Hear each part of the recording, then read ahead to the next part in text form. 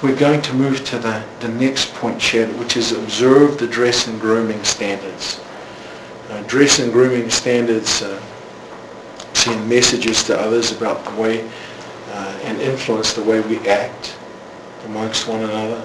And lowering dress standards sends a message that a person is using his or her body to get attention and approval that immodesty is okay.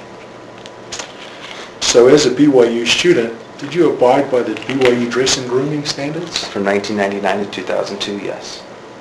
And how about following the dates that you've identified? I will not answer.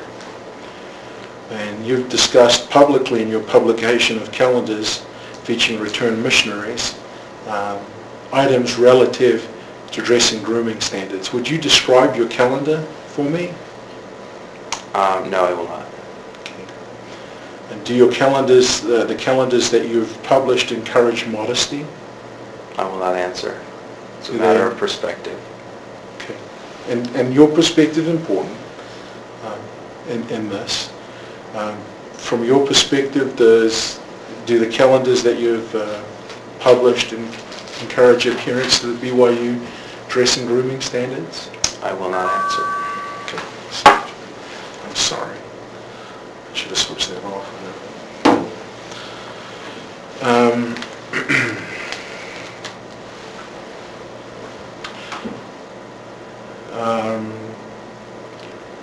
Is it true that you plan to publish a future calendar with pictures of Mormon women?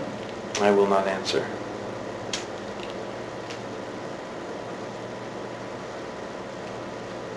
Let's move to the last item here on the catalogue there, and that is encourage others in their commitment to comply with the Honor Code.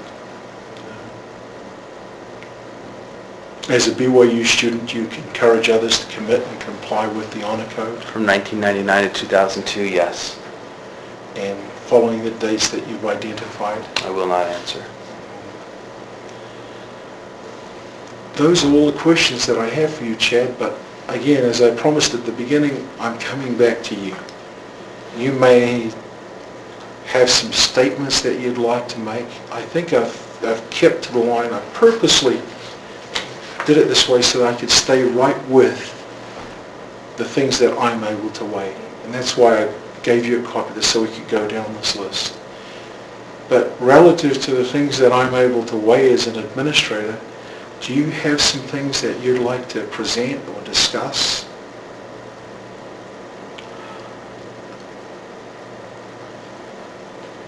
You know, I don't have anything prepared to discuss.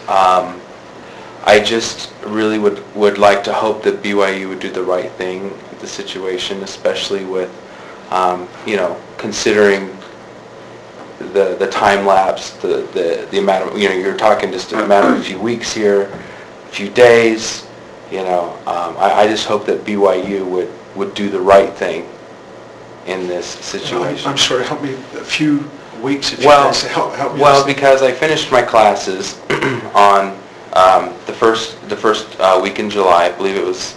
Don't quote me on this because I don't have any. All my papers general. still. Right. First week of July. Right. I was excommunicated a week later. Right. And I walked like 31 days after I was excommunicated. I was still cleared for graduation. I saw my student advisor, Brenda Butterfield. She gave me a big hug, so happy to see me because it had been so many years had lapsed since I had, got these few classes done. And she was so happy that I was there to finally make it official. So as far as I'm concerned, I've graduated from BYU. I fulfilled the requirements. For the university to withhold my diploma at this point is petty and small.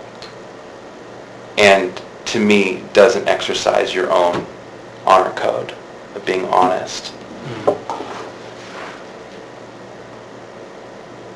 And the fact that I was not given this opportunity to have a talk with you before that decision was made shows dishonesty on the university's part. If you're going to hold somebody to the BYU honor code, they need to hold themselves to the same standard.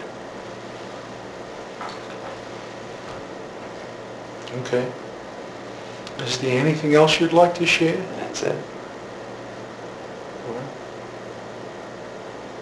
Well, I appreciate it. Thank you for coming in. Thank you for your time. I appreciate it. And Susan, thank you for being here too. Thank you, Susan. Thanks, Roger, Dad. thank you for being here as Dad.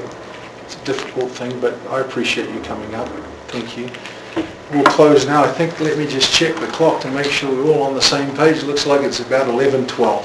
I'm on my